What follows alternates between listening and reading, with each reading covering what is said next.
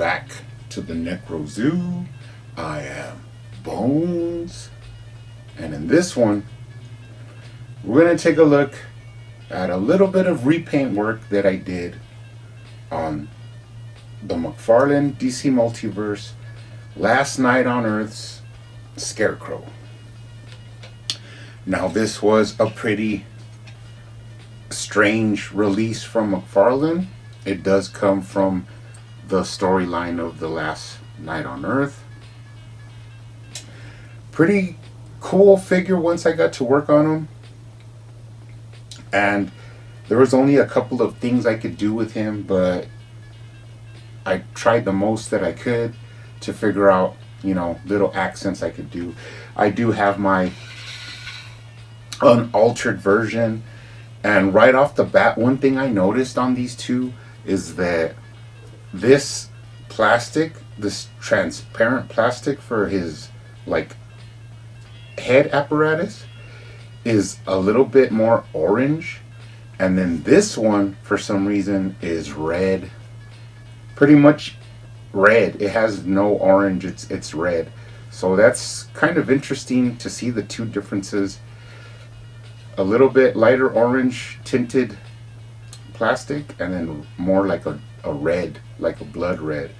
So that was cool just to notice that little difference. Now, like I said before, there wasn't much I could do on this guy, but I tried my best. I'm actually seeing a lot more things I could do in the shading and kind of a wash techniques that work with these figures. It all depends.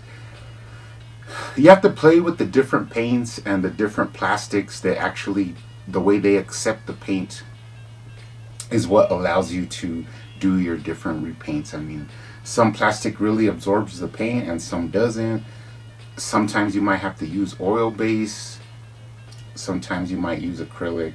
Sometimes you might use model paint. So it all depends.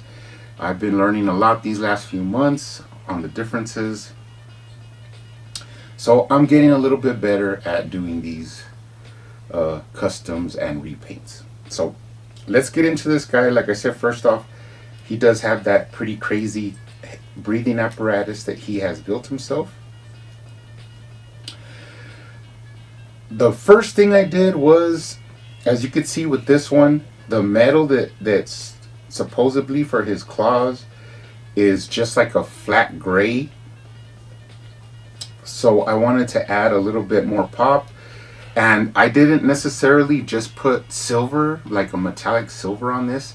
I did actually a mixture of pearl white and silver, just to give it a little bit more lightness, that it a little bit more pick up. When you see it, you could actually pick up the light silver that it has, and it actually worked out pretty good. So that's a new technique that I'll be using whenever I want a paint to pop a little bit more.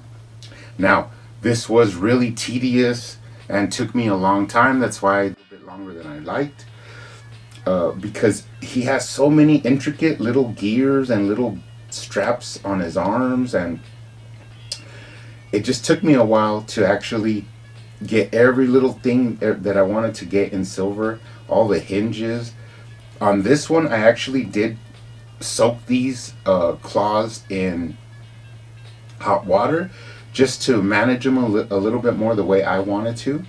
And actually, once I did that, it was pretty cool because it looks better than the way they come. The way they come is just all mismatched and gnarly, and I was able to get it in more of a position that I like. Now, then I did go up into the hands, where there, like I said before, there's a lot of tedious little painting to get all the silver in there, and then down the fingers and into the syringes. Now I went ahead and painted the syringes, and any paint that's smeared over into the red that's supposed to be the fear toxin, I went ahead and repainted it later with a little bit of red, and actually red with a little bit of pearl in there, and it does give it a little bit more of a metallic look, a little bit more of a shinier look, which is pretty cool. Let's go ahead and pop off his breathing apparatus. Now, looking at the head, there is a couple of things I did change. I did give him a little bit more orange highlights in his hair.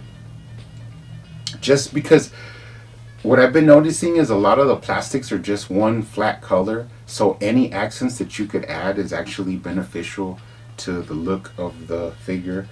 So I did that, and then I moved down and I actually added a little bit of glow in the dark green around his face. And you cannot tell right away, but if you put these two next to each other, you can tell that this one was a little bit more gray, brown kind of tints, and this one has a little bit more green and kind of yellowish highlights. I also did color in the teeth yellow because these were more of like a darker, like beige color, and I just wanted that pop of the yellow teeth to stand out a little bit more. A little bit of adding of red to the kind of like sinews that he has around his mouth and also inside his tongue, which really make it stand out. And then I moved down into his upper body, the skeletonized remains of his torso, and I also added glow in the dark green paint here. So it makes it, for me, it makes it look a little bit more putrid, a little bit more like rotting, which is another thing I did is down in the guts, I added a lot of red and pink to let the guts pop a little bit. Like there's kind of a little bit of juices still left in his guts, but not a lot. And then I did put a little bit of gloss sealer just to give it, because I wanted the guts to look wet. So that's what I did there. And then of course his disgusting pubic bone that is articulated. You can move it side to side. I did add a little bit of glow in the dark there, and then a little bit of light red just to give it some added color. All in all, I'm really happy with this guy. At first I thought there wasn't, a lot of changes I could make, but then it took me a long time, so there actually was a lot of cool things I could do. Now, as far as the jacket, I also added orange, like a lighter orange, around all the stitching and all the wrinkles. Wherever there was like stitching or holes or jagged parts, I added orange, and you can actually see it pretty good. It gives those areas a little bit more highlight and doesn't make it just a drab brown for the whole jacket. So I really like the way it came out. Even for the hanging straps from here, I also added a little bit of highlight orange there. So I'm really happy with it. It's came out pretty cool. The best thing is that it does look different from the original release. So it was well worth the time I took to repaint it. And then one more thing you can't forget is his noose.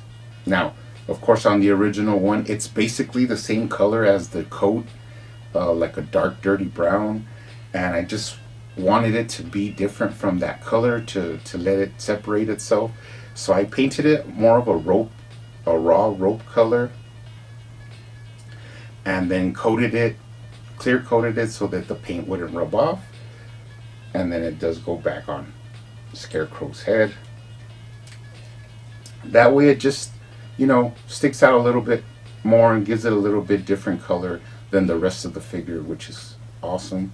Now, another thing I want to do is bring in my Bane, which I barely started painting. I did the zipper and then clear coated it so it would hold up. And then I did some of the buckles. And actually the reason I did this, like these ones back here, is because it was the paint I had left over from the Scarecrow claws. So I didn't want to waste the paint, so I started highlighting silver things that I wanted to do on this Bane. Now, one thing I had heard was that people didn't like the way he has that little stick that pulls out so that you could put him into the back of Bane. And basically what I was hearing was that people weren't happy that he sat really low on Bane's back. So when you got him up here on Bane's back and you use the little peg that he comes with, he's kind of like down here, you know, stuck down here, and his claws barely go over his shoulders.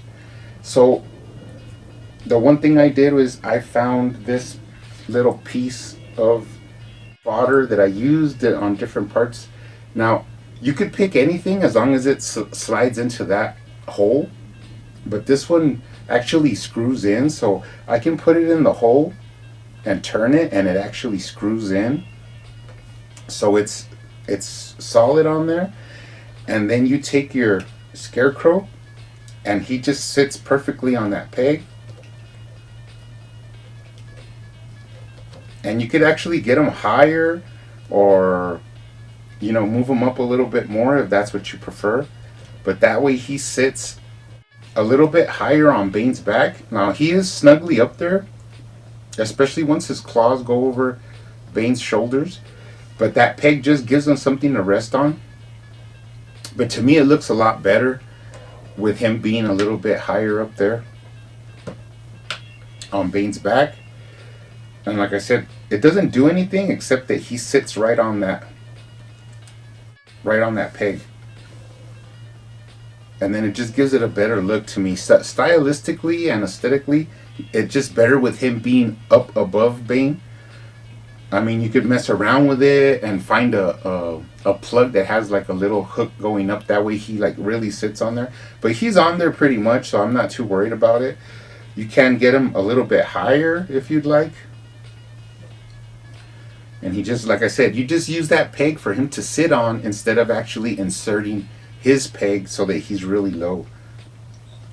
So the difference is having him like this, where you can't really see him, or having him up, you know, higher up on Bane's back, which is some complaints that I heard.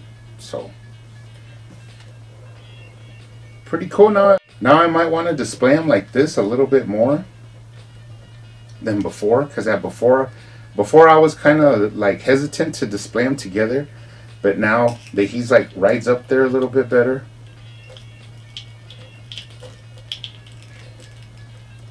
I kind of feel more confident in the way he looks up there on Bane's back. So anyways guys, that's it. I know it's a short video, but that's as much as I could do. Stay safe out there, keep collecting, keep customizing, and I will see you on the next one.